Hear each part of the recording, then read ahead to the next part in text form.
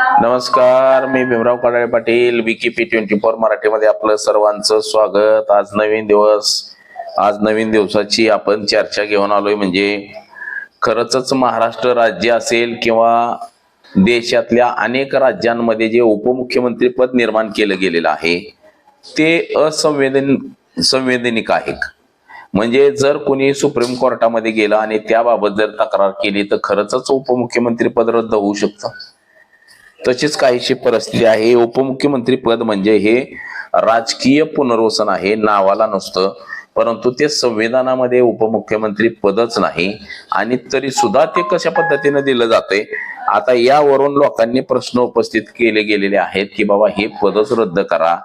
तुम्हाला जर विरोधी पक्ष नेता पद द्यायचं नसेल तर हे तरी कशासाठी ठेवताय तुम्ही, हे सुद्धा पद रद्द करावी असं काहीच आता बोललं जाते। तर याच विषयाची चर्चा घेऊन आलोय। किती राज्यांमध्ये हे पद आहे, म्हणजे उपमुख्यमंत्री किती राज्यांमध्ये नेमला गेलेला आहे, तर भारतीय संविधान आपलं काय सांगते, भारतीय घटना काय सांगते, तर याच विषयाची आज आपण चर्चा करणार। तर सुरुवातीला आपण जर चॅनल सबस्क्राईब केला नसेल तर चॅनल सबस्क्राईब करावा ही सर्वांना विनंती। आणि चला चर्चेला सुरुवात करूया। बघा, मागील 10 दिवस झालं महाराष्ट्र राज्याचं अधिवेशन सुरू आहे आणि त्याच्यामध्ये नाट्यमय घडामोडी घडताना आपल्याला दिसत आहेत। खरं पाहता हे जे अधिवेशन आहे, अधिवेशन हे राज्यामध्ये राहणाऱ्या लोकांच्या प्रश्नावरती असलं पाहिजे, परंतु राज्यामध्ये जे प्रश्न निर्माण झालेले आहेत या प्रश्नांवरती गांभीर्यानं चर्चा करावी असं म्हणून सरकारला बी आणि विरोधकांना बी त्याचं सोयीसुतक नाही की त्यांना काही देणं घेणं नाही, फक्त आणि फक्त राजकारण आणि ते स्वार्थाचं राजकारण कसं करता येईल अशा पद्धतीने हे सगळं महाराष्ट्रामध्ये सध्या सुरू आहे। कधी 1 तास काम होते, कधी 2 तास काम होते, म्हणजे जवळपास 10 दिवस झालं राज्याचं राजकारणामध्ये हेच सगळं सुरू आहे। आता या राज्याच्या राजकारणामध्ये बघा, गेल्या 2 दिवसापूर्वी म्हणजे गुरुवारी ज्या घडलेल्या नाट्यमयरित्या जे घडलेल्या गोष्टी आहेत मित्रांनो, म्हणजे एकनाथ शिंदे हे शिवसेनेचे बंडखोर नेते आहेत, तर राज्यातले भाजपचे वरिष्ठ नेते म्हणजे माजी विरोधी पक्ष नेते देवेंद्र फडणवीस आणि महाराष्ट्र राज्याचे आता मुख्यमंत्री आहेत। आता ह्या सगळ्यांनी म्हणजे बघा कशा पद्धतीनं म्हणजे महाराष्ट्राचं जे राजकारण सध्या सुरू आहे हे आपण बघतोय। बघा, म्हणजे महाराष्ट्र राज्य असो किंवा देशामधलं कोणतंही राज्य असो, या प्रत्येक राज्यामध्ये ज्या ज्या पक्षाची सत्ता आहे त्या त्या पक्षाच्या लोकांनी म्हणजे आपल्या आपल्या राज्यामध्ये म्हणजे राजकीय सोयीसाठी उपमुख्यमंत्री पद निर्माण केलेलं आहे। तसं पाहता आता आपल्या महाराष्ट्राला तर 2 उपमुख्यमंत्री दिले गेलेले आहेत। एक उपमुख्यमंत्री सुद्धा बेकायदेशीर आहे, म्हणजे संविधानाला धरून नाही। आता महाराष्ट्रामध्ये नव्हे तर देशातल्या आपल्या देशामध्ये जी राज्य आहेत, म्हणजे आपले 29 राज्य आणि 2 केंद्रशासित प्रदेश आहेत। आता ह्या 2 केंद्रशासित प्रदेश आणि 16 राज्यांमध्ये म्हणजे 29 राज्यापैकी आपल्याकडे 16 राज्यांमध्ये उपमुख्यमंत्री पद नेमली गेलेली आहेत। म्हणजे यामध्ये आंध्र प्रदेश असेल, कर्नाटक असेल, म्हणजे बऱ्याच राज्यांमध्ये उपमुख्यमंत्री पद हे नेमलं गेलेलं आहे। आणि ते उपमुख्यमंत्री पद हे खरं पाहता असंवैधानिक आहे असंही म्हणता येईल। आता आपल्या महाराष्ट्र राज्याचे मुख्यमंत्री हे देवेंद्र फडणवीस झालेले आहेत, तर उपमुख्यमंत्री म्हणून अजित पवार आणि एकनाथ शिंदे यांना या ठिकाणी नेमण्यात आलेलं आहे।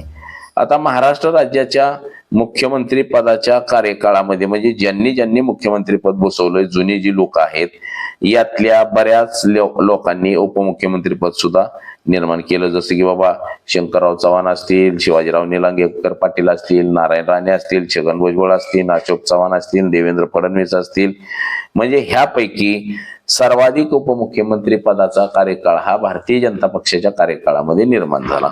आज महाराष्ट्र राज्य असो किंवा इतर राज्यात, आता जसं किंवा कर्नाटकमध्ये सुद्धा उपमुख्यमंत्री पद नेमलं गेलेलं आहे, तेलंगणामध्ये सुद्धा नेमलं गेलेलं होतं, हैदराबादमध्ये सुद्धा नेमलं गेलेलं होतं पूर्वीचं, किंवा आसाम असेल, अशा विविध राज्यांमध्ये उपमुख्यमंत्री पद, म्हणजे जसं की आता उत्तर प्रदेशमध्ये सुद्धा 2 उपमुख्यमंत्री केले. म्हणजे ज्या समाजाचं प्राबल्य असेल त्या 2 समाजाला तिथं उपमुख्यमंत्री पद दिलं गेलं जातं.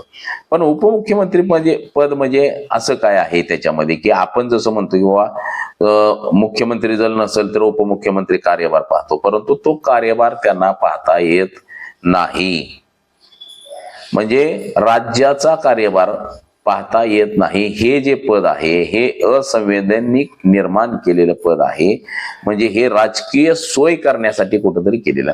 आता महाराष्ट्र राज्याच्या इतिहासामध्ये आता ज्या घडामोडी सुरू आहेत, म्हणजे गेले 7-8-10 दिवस झालं महाराष्ट्राचं अधिवेशन सुरू आहे.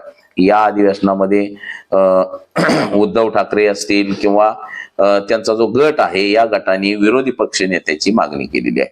म्हणजे ते गेल्याच अधिवेशनामध्ये त्यांनी मागणी केलेली आहे. त्याला साहजिकच भास्कर जाधव यांचं नाव सुद्धा त्यांनी सांगितलेलं आहे की बाबा या व्यक्तीला विरोधी पक्ष नेता नेमावा.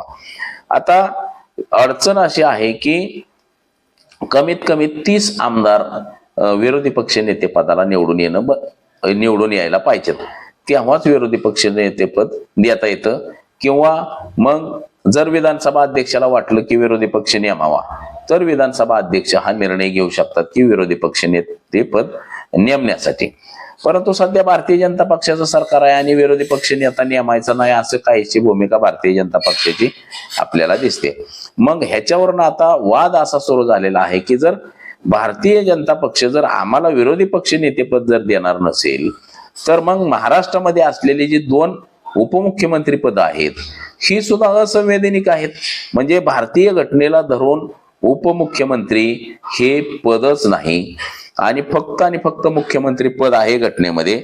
तर मग हे असताना उपमुख्यमंत्री पद कशासाठी निर्माण केलं गेलेलं आहे, हे सोयीसाठी निर्माण केलेलं आहे. तर हे दोन्ही पद रद्द करावी अशी मागणी उद्धव ठाकरे यांनी लावून धरलेली आहे.